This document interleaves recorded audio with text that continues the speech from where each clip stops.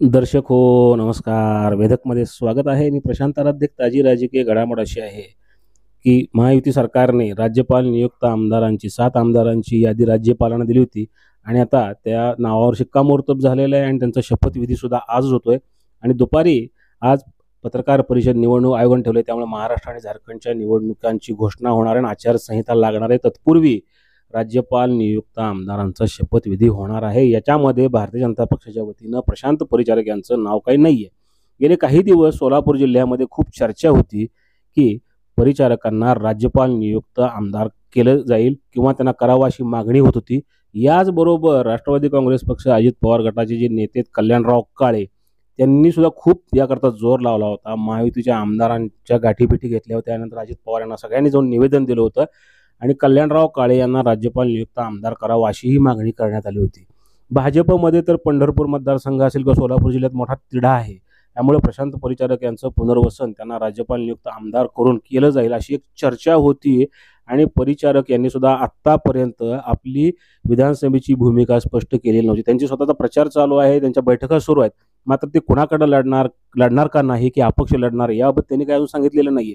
अशात त्यांच्या समर्थकांना असं वाटत होतं की देवेंद्र फडणवीस हे परिचारक यांना राज्यपाल नियुक्तमध्ये यादीमध्ये घेतील. मात्र आता 7 आमदारांची यादी, एकूण 12 आमदार आहेत, परंतु 7 आमदारांची यादी महायुतीनं पाठवली होती. त्यातल्या 7 जणांची निवड झालेली आहे आणि त्यांचा आज शपथविधी होतो आहे.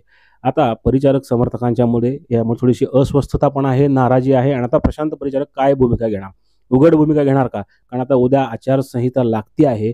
अशा परिस्थितीमध्ये परिचारकांच्या मंगळा भागामध्ये गावभेट दौरे सुरू आहेत, त्यांच्या मॅरेथॉन बैठका सुरू आहेत. मात्र त्यांनी अद्याप आपलं निवडणुकीचं जे काही भूमिका आहे ती स्पष्ट केलेली नाही. तर दुसरीकडे आमदार समाधान आवताडे ज्यांच्यावर त्यांचा संघर्ष सुरू राजकीय, त्यांनी मात्र सांगितलं होतं की पक्ष आम्हा दोघांना म्हणजे जो काही निर्णय दिला तो आम्हाला मान्य आहे. आमचा जी काही मतभेद कमी करण्याचे प्रयत्न सगळे सुरू आहेत वगैरे हे त्यांनी काल सांगितलं होतं. मात्र आता राज्यपाल नियुक्त यादी जेव्हा बाहेर आली आमदारांची, त्यामध्ये परिचारकांचं नाव नाही म्हटल्यानंतर परिचारक समर्थकांच्या मध्ये नाराजीचा सूर आहे.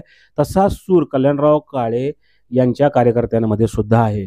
काळे यांना आमदार करावं म्हणून त्यांच्या पदाधिकाऱ्यांनी, कार्यकर्त्यांनी, शहाजीभाऊ पाटील असतील, यशवंत माने असतील, समाधानदादा आवताडे असतील, भुवनदादा शिंदे या सगळ्या आमदारांना जाऊन भेटून त्यांची शिफारस घेऊन अजितदादांकडे जाऊन त्यांनी तिथं चर्चा केली होती. आता मात्र कल्याणराव काळे यांचं सुद्धा नाव त्या यादीमध्ये नाही. यामुळे त्या काळे आणि परिचारक हे जे 2 प्रबळ गट आहेत पंढरपूरचे, ते येत्या विधानसभा निवडणुकीमध्ये काय भूमिका घेणार याकडे सगळ्यांचं लक्ष आहे. काळे हे विठ्ठल परिवाराचे नेते, तसेच ते महायुतीचे पण नेते आहेत.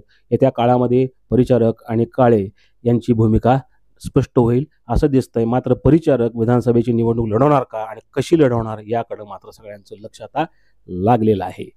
गोविंद शिल्प घेऊन येत आहे एकूण 80 ट्विन बंगलोचा भव्य दिव्य पंढरपुरातील एकमेव प्रकल्प. आमच्या प्रकल्पाची वैशिष्ट्ये: मनाला शांती देणारं महादेवाचं मंदिर, मुख्य रस्ता सुमारे 30 फुटांचा, अंतर्गत रस्ता सुमारे 20 फुटांचा, ग्रामपंचायत योजनेचा प्रत्येक बंगलोजला स्वतंत्र नळ, सांडपाण्याची सुरक्षित विल्हेवाट, सर्व टाइल्स ग्लॉसी आणि नामांकित कंपनीच्या, सर्व स्टेअर, खिडक्या, चौकटी सुपर ब्लॅक ग्रेनाइट, दोन्ही अटॅच बाथरूम पूर्णपणे टाइल्स, पंतप्रधान हर घर नळ योजना पूर्णत्वाकडे, bathroom, basin, kitchen, CP fittings हे जगवार कंपनीचे, स्टीलवर पूर्णपणे जिंदाल कंपनीचे, 1000 लिटर पाण्याची टाकी, 150 लिटर सोलर वॉटर हीटर सोबत वॉटर प्युरिफायर, प्रत्येक बंगलोजला स्वतंत्र पार्किंग, दर्शनीय भाग पूर्णपणे डॅटो टाइल्स, टाटा प्रवेश कंपनीचे आकर्षक भक्कम दरवाजा, फुटी उंचीचे सुरक्षित कंपाऊंड. मग विचार काय करताय? गोविंद शिल्प, पत्ता गट नंबर 95, हॉटेल अंगण शेजारी, टाकळी रोड, पंढरपूर.